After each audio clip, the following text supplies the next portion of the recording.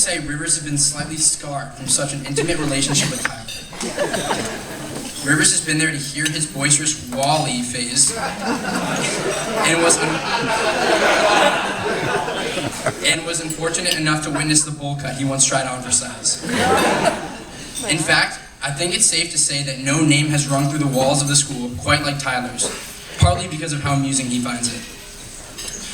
Aside from all of his crazy and sometimes over-the-top antics, Tyler has left his mark on Rivers for many, many years to come.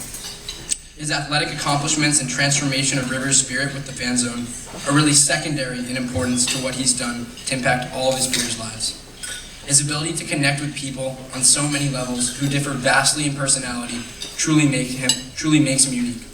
A goofball, name-generating whiz, scholar athlete, and good friend, among many other titles. Ladies and gentlemen, Tyler Swartz.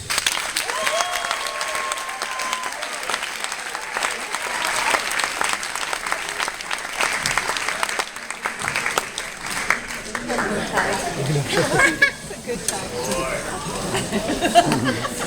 Filming? I am. Oh. How's it going, everyone?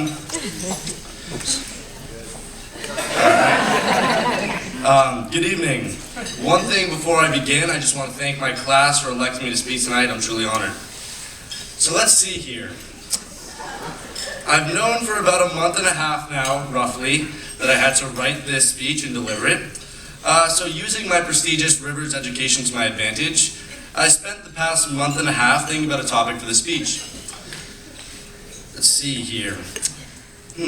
And believe me, a lot of things were going on in my brain for the past month or so, but I still could not narrow my ideas down into one solid topic.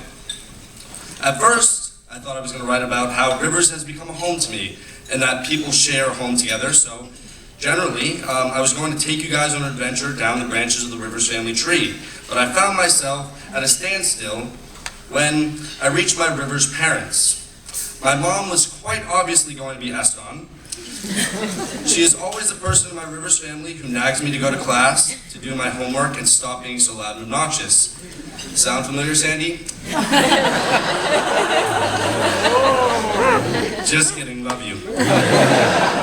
But I struggled to find Mrs. Eston's husband.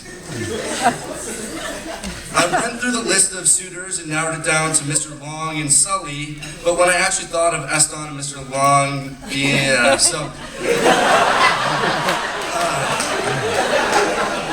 so I just threw that idea out the window and went back to the drawing board.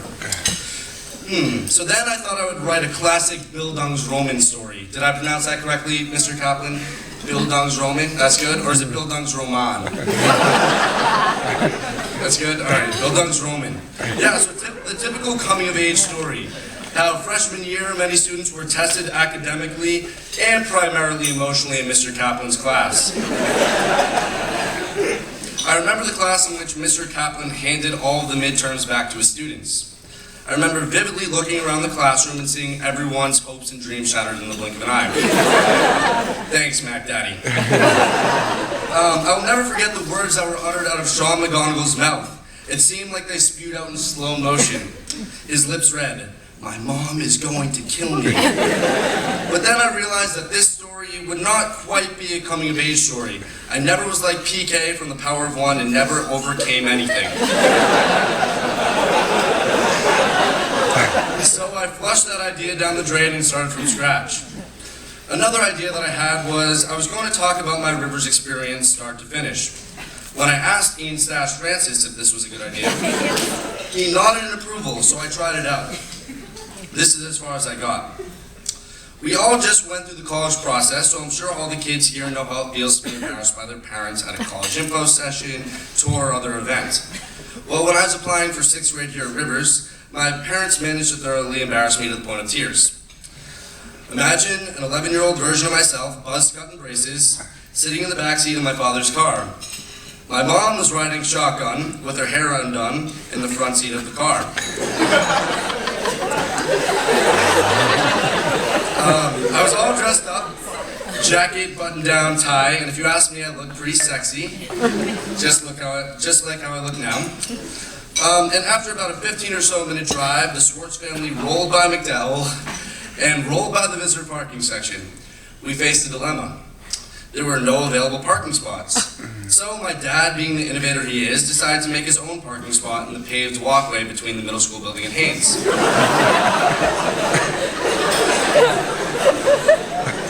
I still to this day remember a young George Crowley with his hands over his head in terror as we almost ran him over. And as you can imagine, I sat there in the car bawling my eyes out. Well, despite a drastic start to the day, a year later I found myself at Rivers. So that's as far as I got until I was like, whoa, I can't fit all of my Rivers experiences into a 5-minute speech, so I stopped, grabbed a big snack, and fueled up for my next writing expedition. My next idea immediately got axed by Mrs. Eston. It included, Eston, did I say it? Or? Okay, never mind. So I won't talk about that one. But one thing that I knew for sure that I could talk about for days was my sports career here at Rivers. One memory that stands out for most is from my football career, from the JV football season our freshman year. That was a great team. Our long snapper, Nick DeSisto, and punter Alex Andonian were both having very long days when we were forced to punt every single time we had the ball. Even though I was sacked over 14 times that game, Max Slifka suffered the worst pain out of the 12 members of the team.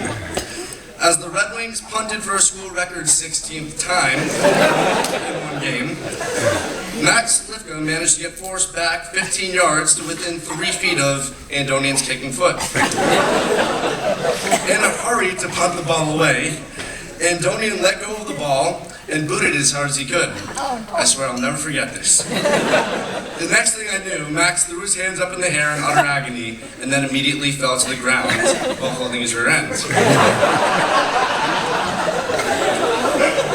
The other team picked up the loose ball and walked it into the end zone uncontested. Meanwhile, my 10 teammates and I stood there laughing hysterically as Max lay on the ground screaming for Lori and Eric to come to his assistance. But I wouldn't want to embarrass Max, so I decided that I wouldn't share that story. Another sports story that I was going to maybe include in my speech came from 6th grade when a few classmates and I played middle school B basketball. This season wasn't about learning how to make a layup or how to properly line up for a free throw. It was more about the parallelism that I had to my coach when it came to maturing. See, me, Tom Oppenheim, Alec Long, Seb Duchenne, and a few others were physically maturing at that time, and so was our coach, Mr. McGinty. Now, parents, I'm sure most of you have had your children come home and complain about this teacher, about his hardness and unfairness in the classroom. I've actually had the pleasure of watching Mr. McGinty evolve into such a school-renowned teacher. When he was my coach in 6th grade, he was merely a fill-in teacher who knew more swear words than countries involved in the triangle trade. All I know is that thanks to him, I know how to properly protect myself from, no, I can't say that either, but I can say that he really has blossomed into a mature man. Congrats on the engagement, big fella. So as you probably see, I never came up with that one killer idea that was going to get you guys on your feet tonight when I finish, but it did dawn on me that I've had countless moments and memories that I'll never forget. So tomorrow we're graduating, and I promise I'm going to leave all the sentimental stuff to each individual family. I can already see Sandy crying over there, so you can just let it all out, Mom, it's all right. But what I will say is before we all go our separate ways for good, after tomorrow, all of our memories and special moments will be a thing of the past. You're not going to remember how hard of a teacher Mr. Kaplan was, or how lame it was when Miss Wade took your hat. What you will remember is all the memories that you had with your friends. So I encourage you in the waning hours of our high school careers to think about what memories stick out from your high school experiences and relive them with your friends before you all part ways. Now that we are basically like adults, I figured no better way to end the speech than with a toast. So if we could all raise our glasses here. To the faculty for putting up with us every day, to the friends we have all made into our class, we finally did it. Thank you.